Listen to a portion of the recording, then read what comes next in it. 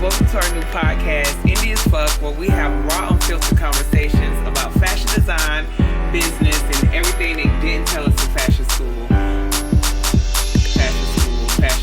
Fashion school. Everything they didn't tell us in fashion school. Indie as Fuck, fashion school. Like, comment, and subscribe. Fashion school. Hey Indies, welcome back to the Indie as Fuck podcast. I'm your host, Ashante, and with me are my co-hosts, the Quincy Atterbury and Chantrez Fleming. Today we're going to be discussing, should you quit your 9-to-5 and go design full-time? But before we get into this week's episode, make sure you like, comment, and subscribe to our new podcast. Tell a friend to tell a friend, and also make sure you go sign up and subscribe to IndieFashionCritics.com. Without further ado, let's get into it.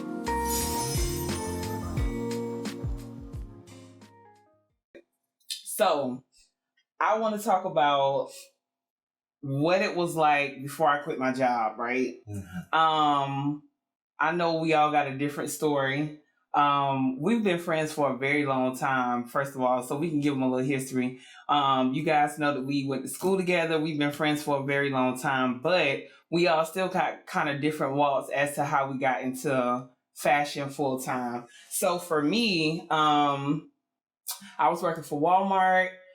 If you do follow me, you know my Walmart story, but I was working for Walmart for 5 years, and I did started as a cashier, went to the sales floor, whatever, department manager, the whole nine, ended up being an assistant manager. And I just was over it because we started working 12-hour shifts. And I'm talking about them 12-hour shifts was never 12-hour shifts. Like when you say over it, you're like, I job hop. Like I remember being in retail a lot. Like fashion merchandising, trying to like work my way up the ladder within the company. Like going hard in that area. Yeah. But not really, I really didn't stay at a job, to be honest. I don't know whether it's unfortunate or fortunate. But for more than a year, really. So I really just job hop, like trying to just come up with me too, child. Child, let me tell you, I went through so many jobs, baby. I bet you my resume about 3, 4, 5 pages long. Listen.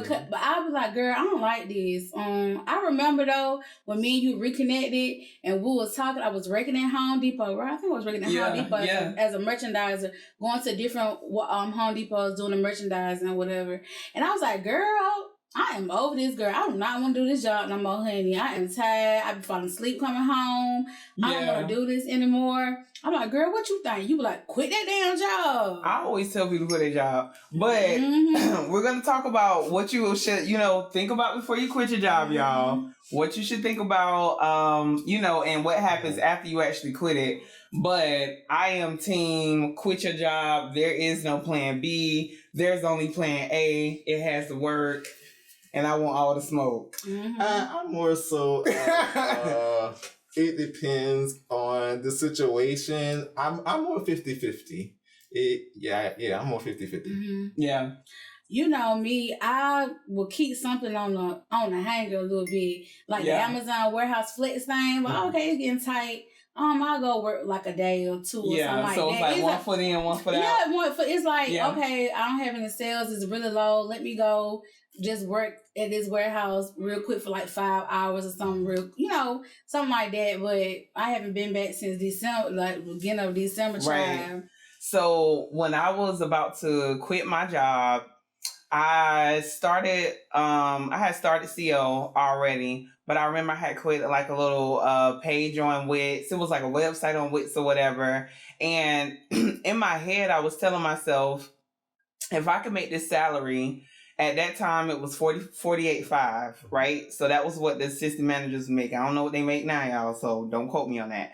However, I was like, if I could make that or try to make that, or that would be the goal. You get what I'm saying? Close to that or something like that. But I was not making that when I quit at all. I think that when I quit, I was probably only making like $15,000 in my business. That's for the whole year. That's custom, that's everything. But in my head, it was still like, I have some sort of proof of product or whatever. And then 2, the hours was still long as hell. Like them 12 12, but they was really 14 to 16 hour shifts. Right. Shit. Yeah, I like working long shifts. There wasn't no. I couldn't do it. There wasn't no. Like when I had that job with those hours, it was like that job then, and I'm speaking years back, that job was more important, was more important than the hustle of trying to design full time, and then being early in career, not really knowing the process of design, not really having a plan per se. It was more so when I did leave that job, and it happened maybe 3 times, really quitting the job to start designing and having to go back to a job. But when I did quit that job, I was always forced to quit. Either it was just the feeling of knowing that I could make the same thing from working this job, or just not wanting to be there no more. I think that's what really be getting me, like, you know, when you get your check, you be like, what? Like, I know I could, this one sale for me? This one sale. Yeah. So basically what I was saying was, when I decided to quit, there were so many things that I had to factor in before actually quitting. And for me, it was important for me to establish some sort of like following, like some sort of brand awareness. You get what I'm saying? Yeah. Because I didn't want to just get the same results that I was getting while I was doing the job. Yeah. Because at that time, I felt like I was going real hard. But of course, I wasn't putting the same amount of hours because I was working that job. But I felt like I was going hard enough for me to get orders and things like that. But I knew that if I was able to quit, dedicate that same amount of time, I'll be able to get more out of it, basically. Yeah. So that was kind of like my thought process. But I still was scared. So I remember like calling like everybody. Like, I had the same conversation with, like, I felt like 20 people. I do feel like about 5 years ago, the work ethic it took to actually design for yourself full time is not the same that it takes, you know, nowadays. So it was a little easier to, like, maintain a full-time job, 9 to 5, 10 to 12 hours, you know, to make those financial funds to try to, you know, fund your business. Yeah, but it's like, you know, while you're doing it, and you see your paycheck, and then you're thinking like, man, like, I really just worked like a week or 2 weeks, and I made this, and this is like one dress. Yeah. I think that was really what was getting me like, darn, so what if I just dedicate more time into my craft? Well, that's what I was just going to say. What do you feel made you take the leap? Like, what was the final straw for you that was like, fuck this, I'm about to design full time? I feel like I'm a boss. Like, I'm a boss working for these people, this company, and I feel like, why am I here? You know, and it started, my coworkers, once they found out that I was a designer and they saw my work, like, girl, why are you here? So it's like, why am I here? I think like your personal growth for me, like once you know your worth, and see like all of the work that you're actually putting towards somebody else's business. Like, wait a minute, I could be doing this for myself. So that was it. That was it for me. Like, I know for me personally, I had 2 mindsets. One was definitely the same amount of time that I'm giving to somebody else, I could definitely get it myself. But then at the same time, I felt like I was if I couldn't be the store manager of the store, what I was doing there. Do you get what I'm saying? Like, I always had aspirations to be at the very top of, even if it was somebody else's corporation, I want to be on the board. You get what I'm saying? So I was like, it probably will never get like that for me, so I'm going to have to create my own situation. Something like that. Yeah, because, you know, even on jobs of, you know, you're dealing with the politics of the job. Yep. So it's like, not that you can't get to the top, it's like what you have to deal with. And if they will allow you to get to the top, you know, because of the politics within the company. You know how that is. You know, you're a hard worker. And they see you, they think, well, she might take my job. Nah, seriously. Yeah. What is it? Blackballed or whatever you call it. They be like, oh, I ain't gonna give her a position because they gonna see she too good. And I did feel like I had experiences like that at Walmart. And I hope y'all see it. Because I know y'all follow me. Y'all know I should have got that position. Yeah, that's how I be hunting. But you know what? It all worked out because what if you would have got where you was, you know, within the company? Like, where would you be? Like, you'll be, comfortable. You'll be making good money, corporate or something. Mad as hell complaining because I was so angry, y'all. I used to go to work. Like, I knew the final straw for me was when I was waking up at 8 o'clock in the morning and I was like fully upset, like in full irritation before I would walk into the door. And I'm like, damn, I don't want to feel like this every time I walk in, but every time my rotation came up, I was through. Yeah. I was through. Like, I was talking with, and I guess I'm honestly speaking now, like, I had those experiences of having to leave my job in design full time. But like I said, I had to go back to a job, which I currently have now. But I was brought to the space to where I felt like I needed to leave again, like this past year that just passed. But I had to talk to my supervisor, just basically telling him, like, I can't give, because I was part-time, moved back to full-time, got a raise, you know, all that kind of good stuff. But it didn't make sense to me to start back working full-time when my business was getting better than it's ever been before. And I had to have a conversation with him because, like we all know, life is real. You got to have health insurance, being sick. And so these are things that I thought about that was different from the times that I've left jobs before.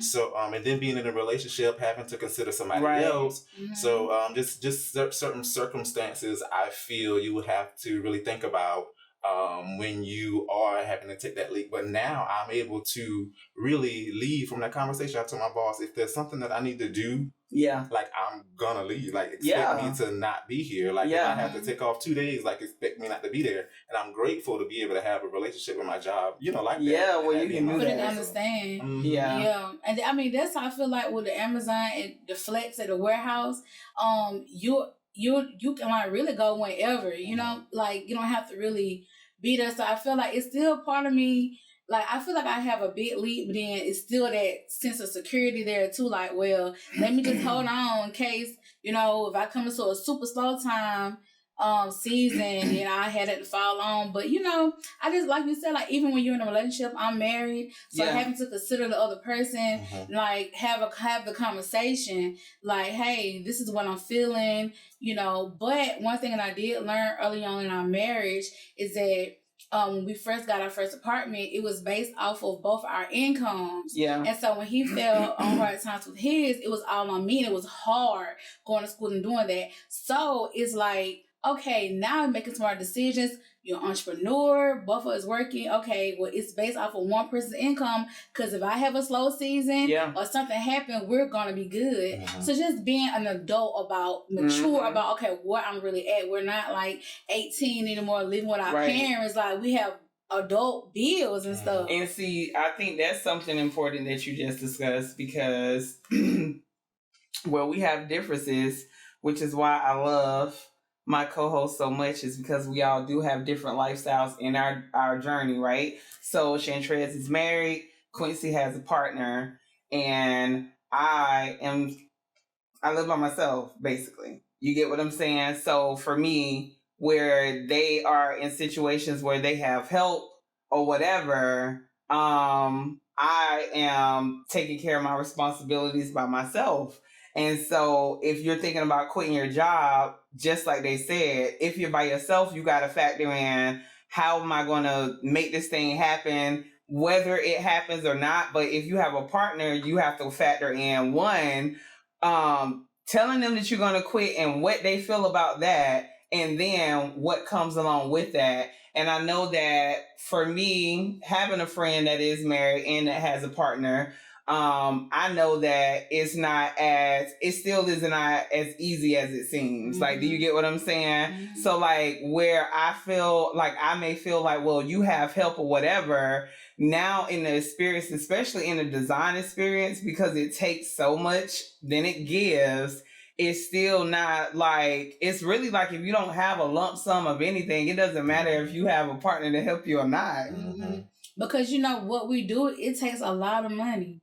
Yeah. It's a lot. It's different because in order for us to make it, we have to have money to make it. Like, we have to purchase fabrics, materials. You know, you have the website, you have to pay that monthly. You have there's always something coming out. Yeah, so you have all these subscriptions that we have, Dropbox, all of these things, and it's like, so regardless if you're making a sale or not, all these things still going to be billed monthly. So it's just a lot to it, and you know, but it's really good to have a partner that truly understands where you're at, and then a lot of times having to revisit some of the same conversations about where I'm at. You know, something different because it can get tough. Like, you know, I mean, it can be rocky, but it's ups and downs at the end of the day. You know, if y'all on this journey together, then y'all gonna just roll with the punches, and y'all gonna be up together and down together. It is what it is. When I'm up, and he balanced me out. So, you know, let me ask you this: what are some things that y'all feel you didn't think about before you quit your job? Like, for real, like now that you've actually quit, right? What next?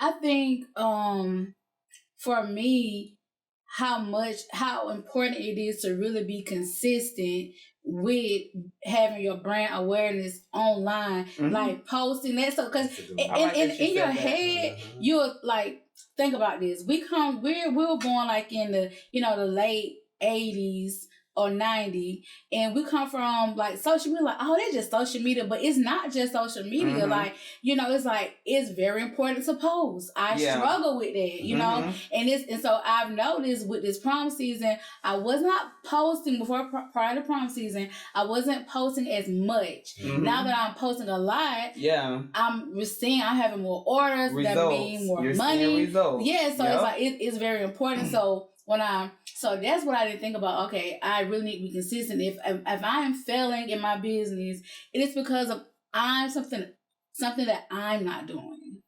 You know, I like that, and it's accountability. Yeah, it's accountability. Yeah, the investment. Like I'd say, what I didn't think about was knowing or realizing that I had to put more time than I put into, you know, working a full-time job, like getting up early and late nights. And like I said, investing, if not the finances, that time into, you know, what it is just said that you wanted to do. So yeah. And I think for me, I was going to say, I think I didn't realize how cutthroat I would have to be, like, in my approach to everything that I want. Like, do you get what I'm saying? So it's like, if I want that following, I got to go out there and find it. If I want that booking, that client, I got to go out there and find them. If I'm not making money, I got to figure out how the fuck I'm going to make money. And I just thought about another thing, what about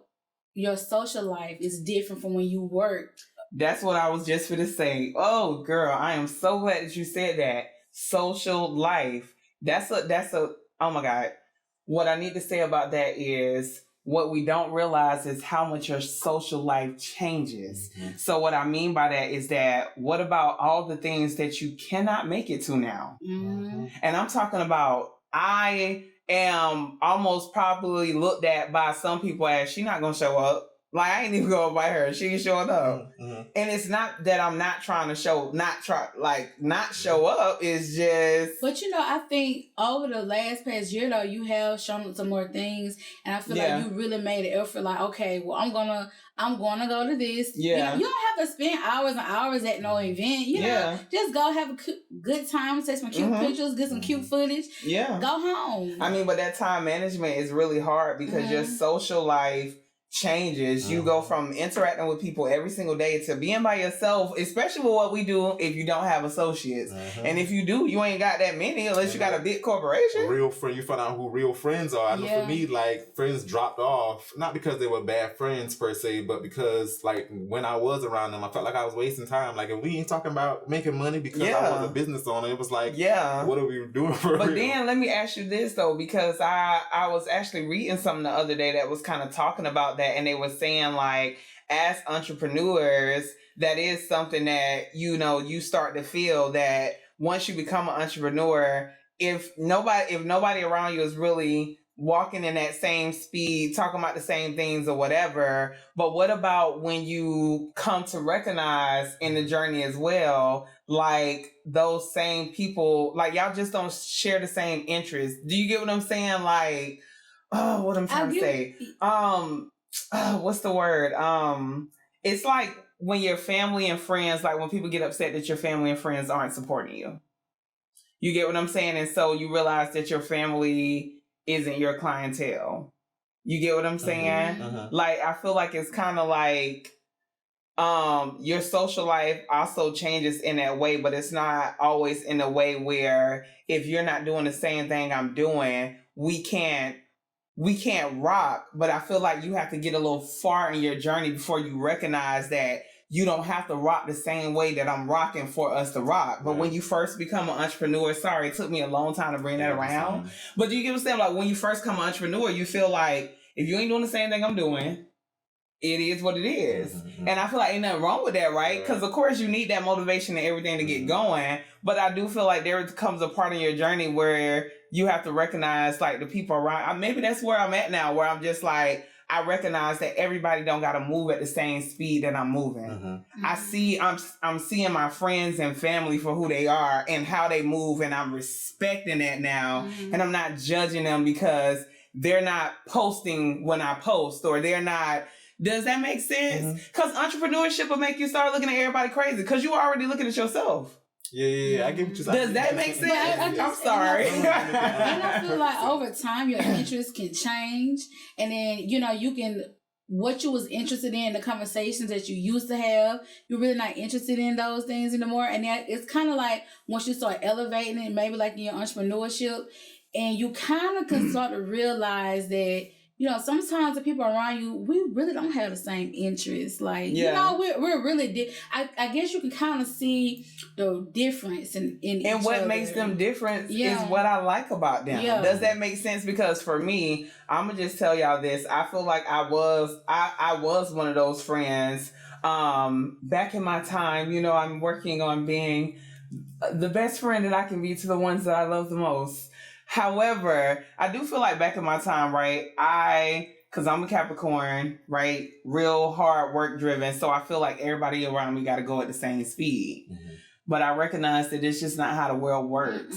Do you get what I'm saying? And sometimes, like, somebody else's beat of the drum is also nice as well. Like, do you get what I'm saying? Like, I'm really looking at things different, and I'm like, nah, I don't really want everybody around me that's moving like I'm moving. And it's like, good to have some, it's good to have people have different because it's like we're already caught up in this entrepreneur world all the time, and it's good to have friends that are doing other things. You kind of get away from this world because I don't want to talk about business all the time. Because then that's where I think the work-life balance comes in when you quit your job. You get what I'm saying? How do you balance work and, social life, self-care? Not even just social life, just self-care. Just knowing when to step away from the sewing lab. Because I know that when you first quit, you already know what that experience like. You don't have that many clients. You're trying to book. You're trying to build and grow. And so it's all day, all night. You wake up, you posting. You get what I'm saying? It's a cycle of things that you have to do throughout the course of the day to just make it work. And you have to do it every single day. And at some point it becomes repetitive. So repetitive that it's like, what am I doing for real? Because you don't get the results immediately. Hell, I didn't see results until 3 years until really doing it. I saw growth a little bit each year, but I'm talking about the results that I'm getting now that I would like to see, that I feel like these are like great results. It took me a long ass time to get those. You get what I'm saying? But every day you had to get up and post, and I didn't think about that. I was like, oh God. And I think it doesn't even matter if you have an exit. I mean, it does matter if you have an exit strategy. Do you think that's important though? I think, let me tell you, I think it's important to have an exit strategy. I wouldn't advise anybody to just, I'm gonna go to work tomorrow, I'm just gonna quit. I wouldn't advise you to do that. Oh no, I was thinking about exit strategy out of fashion design though, because somebody said that they feel like you should have an exit strategy out of entrepreneurship. I feel like you can, because like, it depends. I feel like it depends on your goals. I know one day I would like to take a step back after Chantre Sade is this big global international brand, and to have like designers and someone wants to take over, it's still my company, but you might have a board of directors. You may take a step back and let them run it, how you see now the Chanels and Louis Vuittons and all of that. Yeah. But then it's like, what else do you want to do? It's kind of like, what's the exit strategy though? Is that going back to work for somebody else? No. See, I don't know. I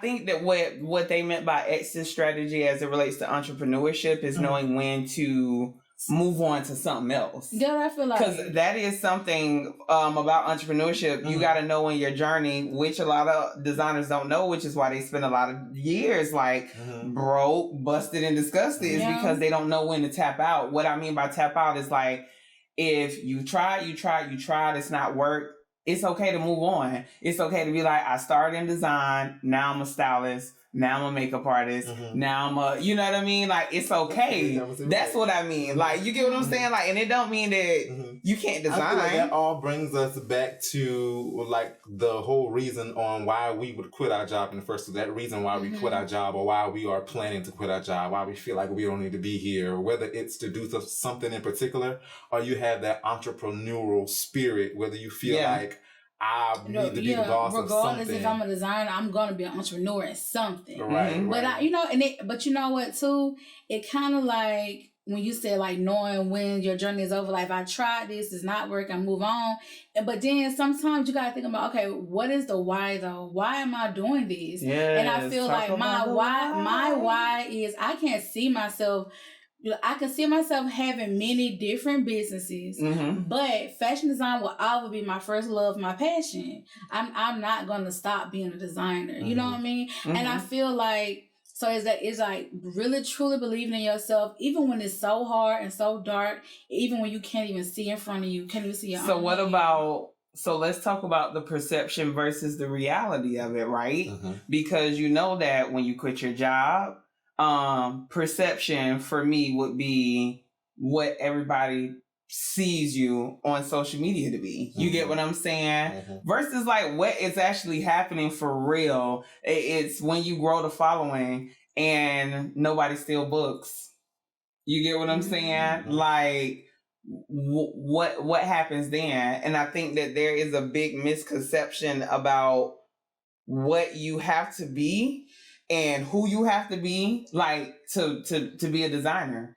And I think the reality of it is you got to understand that you your own competition. You get what I'm saying? Like, starting off, like, people tend to gravitate towards wanting that mass audience. When I feel if you're starting off, especially quitting a job where you should have already had the following, picking up people from work, you know what I mean? Or just picking up people locally in the area who just know your craft. Have some type of clientele. But thinking that you're just going to become this big global brand straight out of having a job is definitely the wrong idea. Yeah, right. It is. Because it's like, I do feel like, before you walk away from your job, to be established in some kind of way. You ain't got to be like this big, have 50K following them like that, but just have, you might have those clients that keep coming back to you that's always needing something to wear to work, or they always going out, there's always vacationing. Have those people that consistently continue to come back.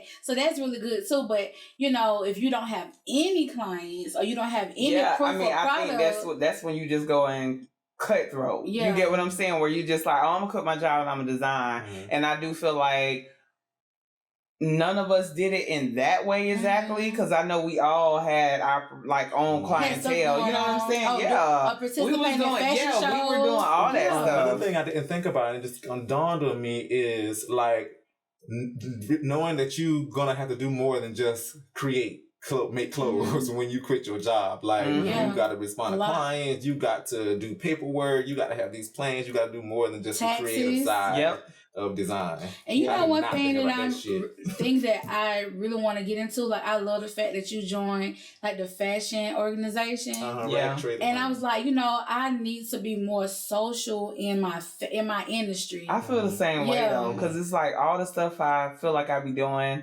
there's still not enough. Like, I don't feel like I'm in the industry in the way that I need to be for it to count in that way. Does that make sense? Not saying that what I'm doing doesn't count, but you get what I'm saying? Like, I definitely need really some of those, like, you know, expand the community. Yeah, you know, like. Yeah, those connections, just that whole situation. So, and I really feel like it's a lot about who you know, too. You know, it really is. You can be talented out of this world, and it will get you far. But at some point, it becomes of who you know, and you may, you know, have strong relationships. Relationships will carry you. Having a good relationship, you might not always have to have like, oh, I need all this money. But if I have a good relationship with someone, I think that'll go a long way. I mean, I think that when you get to the point of deciding to quit your job, and you've just really done it, and you've put yourself out there, I just think that you have to get to, like, you got to put your, like, foot on the, you know what I'm saying? Like, on the gas. You get what I'm saying? Like, that's it. Like, you quit now. What are you going to do? Do you get what I'm saying? Like, how you gonna show up? What you gonna do for your business? What you gonna do when you wake up tomorrow? Exactly. And that's the test, y'all. When I tell y'all, the biggest test that you will have is how you manage your time. Because everybody swear, when I get my job, I just need to be full-time. Like, I just need more hours. All I need is more hours. I swear, like, all this time I spend at this job, I'm talking like myself, because that's how I used to be. All this time I spend at this job, I could just be in a sewing lab or whatever. But when you actually get that time, do you know how many people I talk to when you say, well, did you sew anything today? And they just be like, no, I wasn't inspired. Man, if you got to pay bills, I'm gonna need you to get on Pinterest and figure it out. You get what I'm saying? Like, there's no options. It's non-negotiable. But you know what? You know, when you leave, you know, that helped when you said about sewing and stuff, had needed more hours, that made me think my idea with working was I need to be sewing, not thinking like, oh, I can pay somebody to sew these things for me. Like, you don't have... It's so many ways that you can walk away from your job. It is, but I would say you wouldn't quit your job and pay somebody to sew it. So if you quit your job, you need to be in there sewing. Like, you can be working. You get what I'm saying? Like, I'm saying, like, you know, but if you, like, I'm saying, like, you don't say, like, okay, you don't want to quit your job or whatever. You're not ready yet. So yeah, she talking to y'all, because I'm like, girl, we having a different conversation, but it is for those people, like, if they, like she's saying, like, you don't have to do fashion one way. You don't have to sew yourself. You get what I'm saying? You can pay somebody else to do it. I absolutely agree with that. But I do think for most people who don't have a savings, right? Or not starting with a savings, not starting with any real capital, you get what I'm saying? If they're not starting with any of those things, it's just them and they really, really want to do this, which was us, right? The fire was under our ass. We had to do fashion. Just had to do it. So those people, if you're one of those people and you're like strongly considering, I don't want to go into work tomorrow, I just got to quit my job, just know the marathon is about to start, and it definitely ain't no sprint. That's all I'm gonna say. I'm thinking about that, but time is definitely important. Like, the time that you have in the day it's not even enough if you work all of the hours. But it's really not. It's not, because you can wake up and you can look up and it's 3:00. But see, that's why it's important to make sure that you are like spacing your time out or allotting your time for specific things throughout the day. Because I know for me, when I first started, I was heavy on, I gotta sew, which goes back to your point. You have to, you know that you're, now I'm not saying that you don't sew all day, because I do know that during prom season and things like that, we sew all day, right? But in most cases, I wouldn't want to book my schedule to be sewing for, you know what I'm saying? Like, 10 of my 12 hours or 7 of my 8 hours. You get what I'm saying? So for me, getting up in the first thing in the morning, allotting some type of operational time, because I don't think everybody think about how important it is. Like, your operations, for people who don't believe that they have operations, right? Because you're maybe just starting. Your operations right now is you waking your ass up and posting on your social media. That's just operation. Go ahead and get it out of the way. Like, you have to, because how else would you make money, get more clients? You get what I'm saying? And even if you don't know what suppose, like maybe you was working on something the night before and you got like a little snippet, you was sewing something or anything, you can post that, you know, anything. Exactly. And that also goes back to your point of self-care, not spending all day. Okay, exercise, maybe first thing in the morning, maybe you may like take your dog walking or work out for an hour.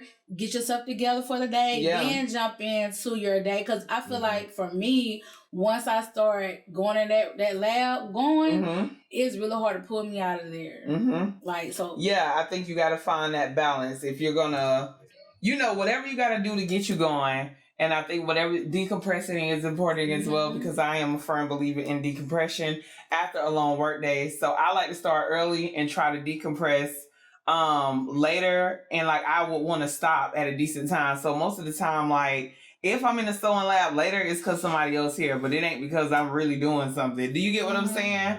I believe in like 9 to 5 hours for myself for CO. Swear to God, we 9 to 5.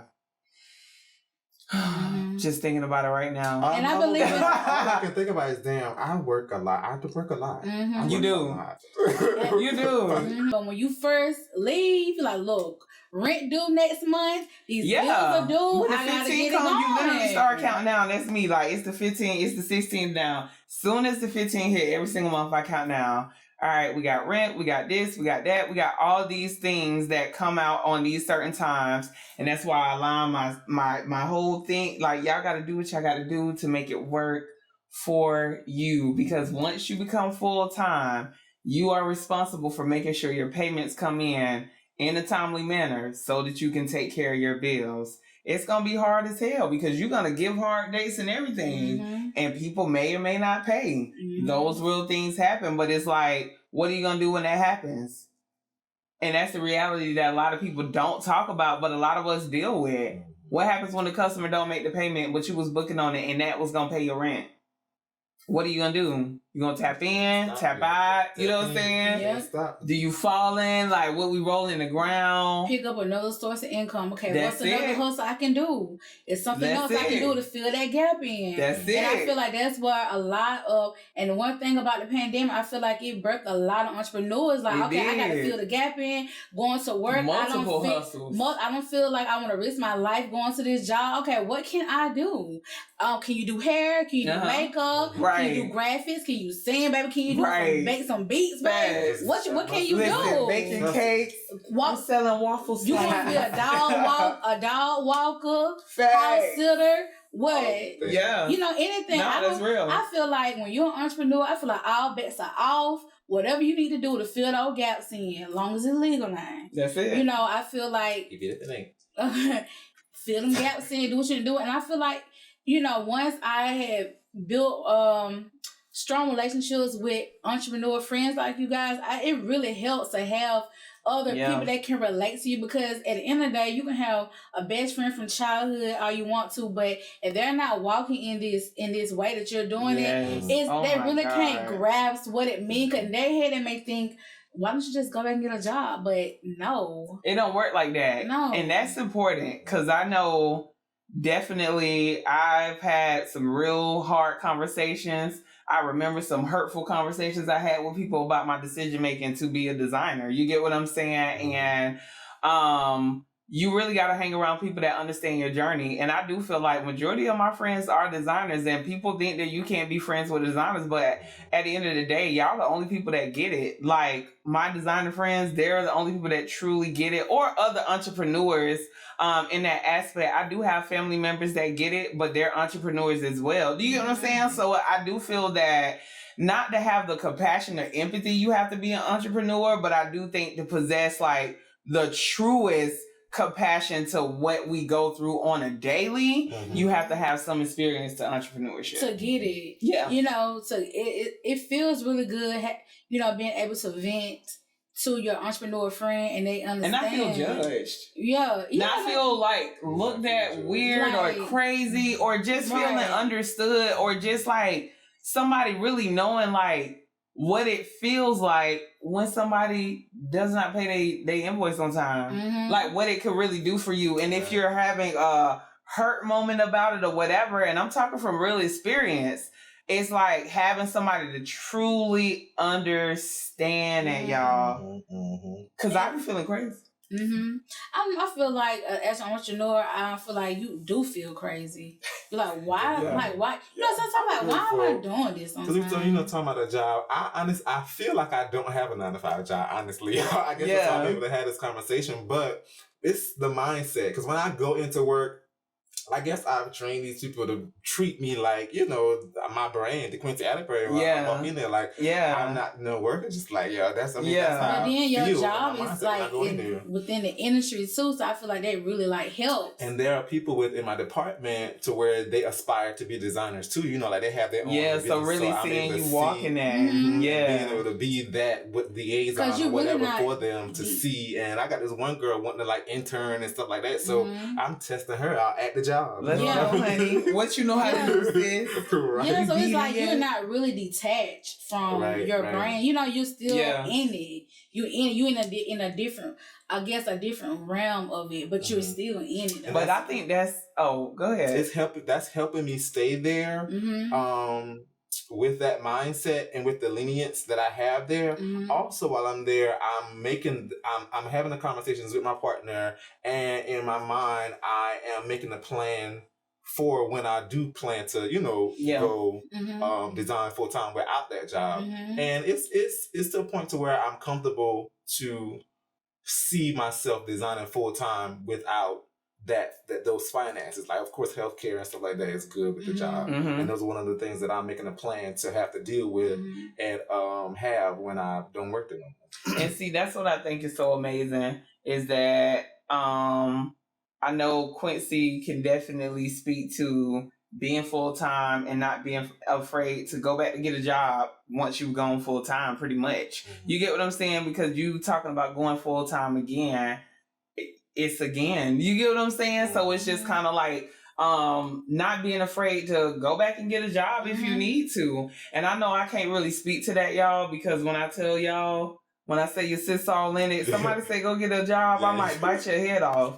But I really admire people that can just go back and get a job, because for me, it just ain't that simple. I feel so invested, and even like I feel like I can't. Even if I wanted to, I just feel like I can't. Does that make sense? Like I feel like that not googly eyed, but like this shit got a hold on me. Because it's so much. Where am I supposed to go? I got so much operational stuff going on. What am I do? You would be thinking about that shit while you I'm talking about like I could just see customer emails just coming in and just going in on me, and I'm like, hey, I was at what? Yeah, when if I keep my phone on ring, everybody hears it. When it rings, dings, I stop. I be on. I was like, I can't. Cause my mom won't let me concentrate on somebody else. Give me that effort. So, anywho, I hope you guys. We're gonna go ahead and just wrap up this episode. We really hope that you guys learned a little bit, especially what you should really consider or what you shouldn't consider before quitting your job. Because at the end of the day, y'all, it is tough, it is hard, and it's gonna take really everything in you. Like when I say everything in you, it's gonna take everything in you. Like, and there's gonna be so many days where you feel like you want to quit, so many days where you feel like you want to give up, so many days where you feel like nobody is supporting you in the way that you want, and you still have to do that thing that you feel that nobody is doing, you feel that nobody is supporting you on, you still have to do that thing. And so my question is, what are you going to do? What are you going to do, and how are you going to show up for yourself? And that's what I think about every single day. What am I going to do now? If you can't pay the bills, how are you going to do it? And it's like, nobody's really going to truly understand what it is that you need. And you got to remember that this is your dream. And that's something that I had to really learn and understand when I quit. Because, when you quit, you'll feel like, well, somebody else should be responsible for what I got going on. But at the end of the day, this is your dream. And so what are you going to do to make it happen? And so that is what I'm going to leave them with. Y'all got anything y'all want to leave them with? I feel like it's your vision. Nobody's going to see it. You can't expect for anybody to see your vision the way you see it, because God gave it to you. That's so it. at the end of the day, you see a vision, that's all that matters, and just see it through. Mm-hmm. Y'all already know we all different, so your lane is your lane. Stay in. Mm-hmm. Oh, and also, just as it relates to being your own competition, I think it's very necessary that you understand that although you're gonna feel like everything is up against you because you're trying to grow this thing, you just got to remember, like she said, Chantrez, your why are you doing this thing, and understand you are your only competition. You got to prove yourself to you. Whatever it is you got going on is you got to prove yourself to at the end of the day. So we're going to go ahead and wrap up today's episode. Make sure you guys like, comment, and subscribe. We're going to go ahead and get into some tea time, honey. Now let's get into the tea. Now you know, I got to report time. Tea, little honey.